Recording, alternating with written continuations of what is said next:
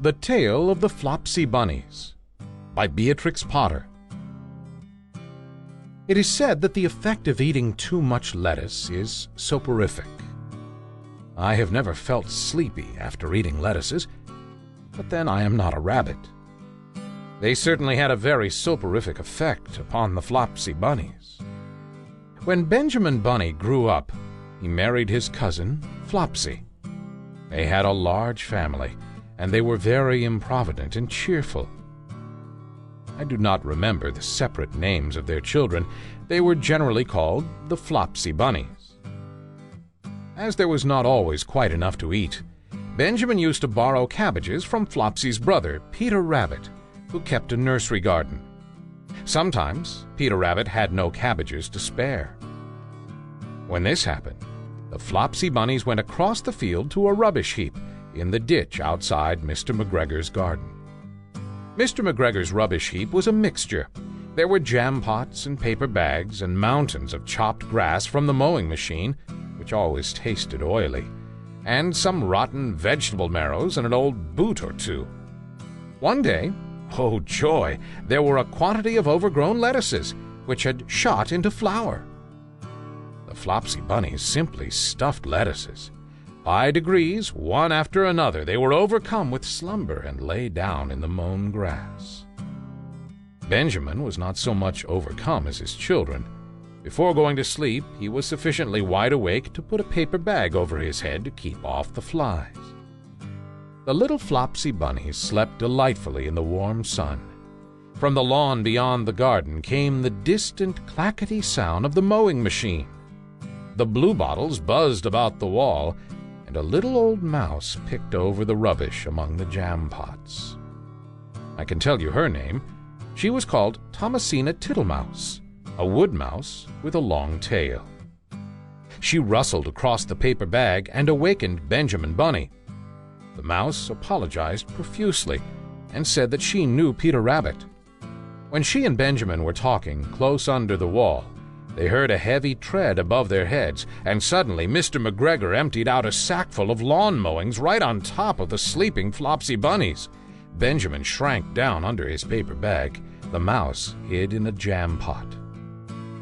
The little rabbits smiled sweetly in their sleep under the shower of grass. They did not awake because the lettuces had been so soporific. They dreamt that their mother Flopsy was tucking them up in a hay bed. Mr. McGregor looked down after emptying his sack. He saw some funny little brown tips of ears sticking up through the lawn mowings. He stared at them for some time.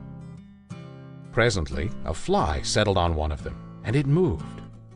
Mr. McGregor climbed down onto the rubbish heap.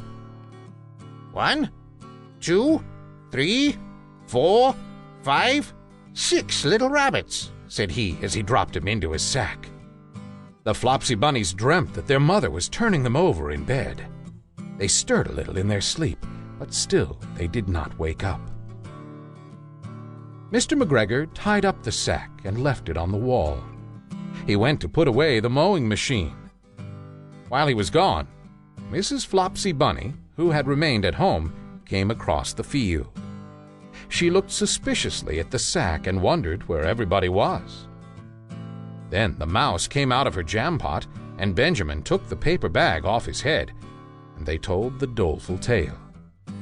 Benjamin and Flopsy were in despair. They could not undo the string.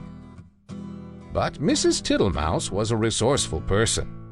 She nibbled a hole in the bottom corner of the sack. The little rabbits were pulled out and pinched to wake them. Their parents stuffed the empty sack with 3 rotten vegetable marrows, an old blacking brush, and 2 decayed turnips. Then they all hid under a bush and watched for Mr. McGregor. Mr. McGregor came back and picked up the sack and carried it off. He carried it hanging down, as if it were rather heavy. The Flopsy Bunnies followed at a safe distance. They watched him go into his house, and then they crept up to the window to listen. Mr. McGregor threw down the sack on the stone floor in a way that would have been extremely painful to the Flopsy Bunnies if they had happened to have been inside it. They could hear him drag his chair on the flags and chuckle, 1, 2, 3, 4, 5, 6 little rabbits, said Mr. McGregor. Eh? What's that? What have they been spoiling now? Inquired Mrs. McGregor. 1, 2, 3, 4, 5, 6 little fat rabbits, repeated Mr. McGregor, counting on his fingers. 1, 2, 3. Don't you be silly. What do you mean, you silly old man? In the sack. 1, 2, 3, 4, 5, 6, replied Mr. McGregor. The youngest Flopsy Bunny got upon the window-sill.